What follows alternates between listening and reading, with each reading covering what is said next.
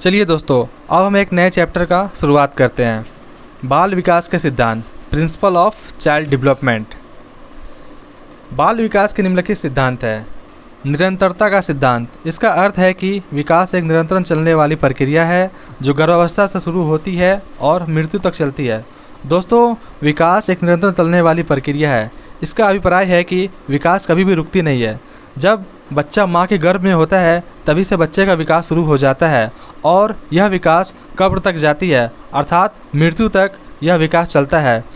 इस अवस्था में लेकिन विकास बीच बीच में कभी धीरे चलती है तो कभी तेज गति से चलती है, लेकिन यह निरंतर चलती रहती है। व्यक्तित्व अंतन या विभिन्नताओं का सिद्धांत, इसका अर्थ है कि प्रत्येक बालक का विकास भिन्न भिन्न हो सकता है, अर्थात किसी बालक का विकास तीव्र, किसी धीमी, किसी का उच्च तो किसी का निम्न हो सकता है। दोस्तों, आपके घर में बच्चे होंगे, आपने उन पर गौर किया होगा कि कोई बच्चा जो कि 1.5 साल के अंदर चलना शुरू कर देता है तो किसी बच्चे को चलने में 2 साल का टाइम लग जाता है। कोई बच्चा जो कि पहले बोलना शुरू कर देता है, कोई बच्चा बाद में बोलना शुरू करता है। कोई ऐसे बालक होते हैं जिनकी लंबाई काफ़ी कम उम्र में काफ़ी ज़्यादा बढ़ जाती है और कितने सारे बालक ऐसे होते हैं जो कि बड़े होने के बावजूद भी उनका शारीरिक विकास नहीं हो पाता है। तो विकास कहीं ना कहीं तीव्र और धीमी गति से चलता है। विकास की क्रम एक रूपता का सिद्धांत, इसके अनुसार विकास का अपना एक क्रम होता है जो बदल नहीं जा सकता। सभी बालकों का विकास इसी क्रम में होता है। उदाहरण के लिए, जैसे कि प्रत्येक बालक पहले रोना, ध्वनि उत्पन्न करना, वाक्यांश बोलना, फिर पूरे वाक्य बोलना सीखता है।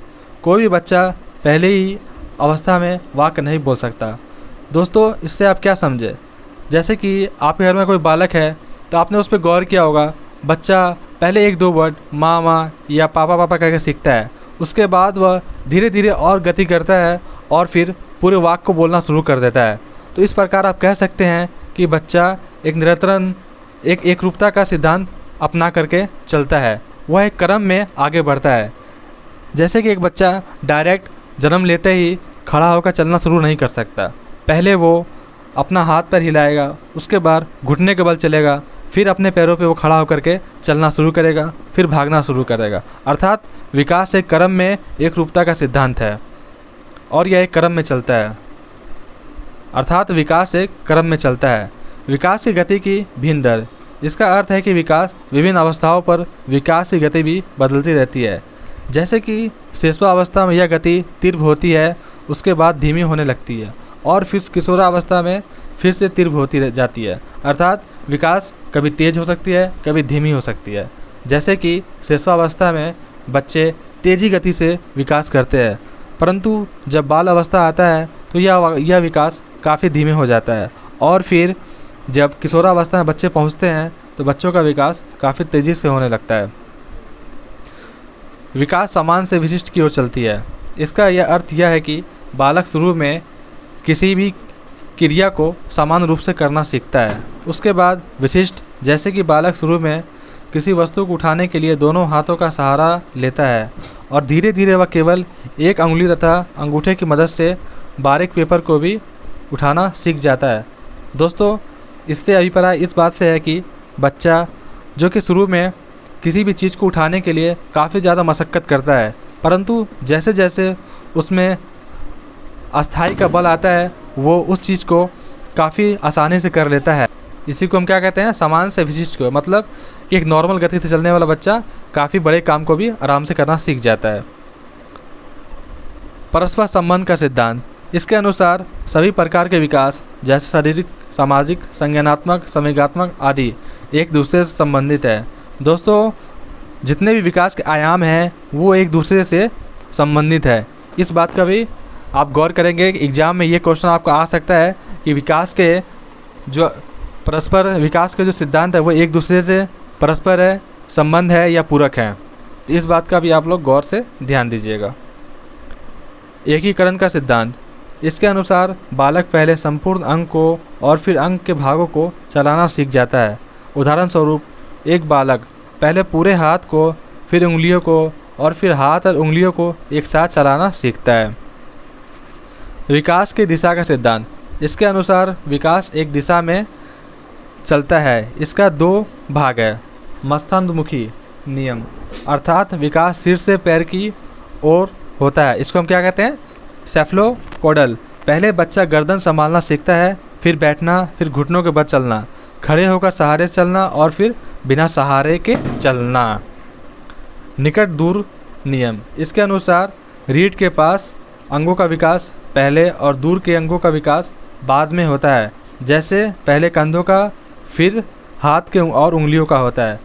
तो दोस्तों, आपके एग्ज़ाम में अगर ये क्वेश्चन आ जाए कि बच्चों का विकास किस तरीके से चलता है, तो आपको याद रखना है कि बच्चों का विकास मस्तान्मुखी नियम यानी कि सेफलोपोडल के रूल के हिसाब से चलता है। विकास की भविष्यवाणी की जा सकती है। इसके अनुसार बालक की वृद्धि और विकास की गति को ध्यान में रखकर उसके आगे बढ़ने की दिशा और स्वरूप के बारे में भविष्यवाणी की जा सकती है। आप एक बालक के विकास का भविष्यवाणी कर सकते हैं। जैसे कि एक छोटे बच्चे को आप समझ सकते हैं कि अगर वो आज धीरे धीरे चल रहा है तो वो तेज़ चलेगा और फिर एक दिन दौड़ेगा। तो आप कह सकते हैं विकास कहीं ना कहीं इसकी आप भविष्यवाणी कर सकते हैं। वृद्धि और विकास वंशानुक्रम एवं वातावरण का अंतःक्रिया का परिणाम होता है। दोस्तों, ये एक बहुत बड़ी बात है। इस बात का हमेशा ध्यान रखें कि बच्चे के वृद्धि और विकास में वंशानुक्रम और वातावरण दोनों का तालमेल होना बहुत ज़रूरी होता है। अर्थात कोई बच्चा सिर्फ वंशानुक्रम के अनुसार आगे नहीं बढ़ सकता। इसमें वातावरण एनवायरनमेंट का भी काफ़ी बड़ा महत्वपूर्ण हाथ होता है। अर्थात बालक का विकास कैसे होगा यह इस बात पर निर्भर करता है कि उसके माता पिता से वंशानुक्रम में कैसे गुण मिले हैं तथा वह कैसे वातावरण में रह रहा है। दोस्तों, इस बात से आप क्या समझे?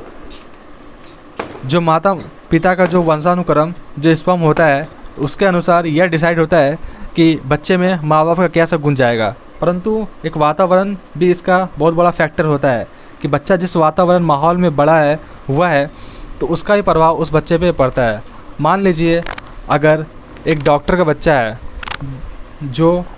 जिसके माता पिता डॉक्टर है, परंतु वो बच्चे का वातावरण वैसा नहीं मिल पाया, वो बच्चा एक छोटे से गांव में रह पाया, लेकिन तो इसका मतलब ये नहीं कि वो बच्चा बड़ा होकर के कोई डॉक्टर या इंजीनियर ही बनेगा। तो एक वातावरण भी बहुत हद तक बच्चे के विकास में सहायक होता है। इन सिद्धांतों का शिक्षा में महत्व, इन सिद्धांतों से शिक्षा बच्चे के बारे में जानकारी प्राप्त कर लेता है तथा उसके अच्छे विकास के लिए उपयुक्त विधियों का प्रयोग कर सकता है। दोस्तों, इन सिद्धांतों के आधार पर हम बच्चों के बारे में जानकारी प्राप्त कर सकते हैं कि बच्चे कैसे, उसका पीछे का क्रिया कैसा है और वो किस प्रकार से आगे बढ़ेगा, उसकी भविष्यवाणी करना इसके आधार पर आसान हो जाता है। शिक्षार्थियों के सीखने का क्या तरीका है, यह जानने में शिक्षक को सहायता मिलती है। तो इस बात का भी अब ख्याल रखें कि इनसे क्या सब बच्चों को हमें फ़ायदा होगा। एक शिक्षक को बच्चों के बारे में इतना गहन अध्ययन करने से क्या सब फ़ायदा हो सकता है, ये इस बात पर निर्भर करता है। शिक्षक इन सिद्धांतों को जानकर बच्चों के लिए उचित वातावरण उपलब्ध करा सकते हैं। जब आप बच्चों के बारे में अच्छे से समझेंगे तभी आप उसके बारे में सही निर्णय ले सकते हैं और उसको सही वातावरण उपलब्ध करा सकते हैं। दोस्तों, आज के लिए बस इतना ही। उम्मीद है आपको आज का सेशन पसंद आया होगा।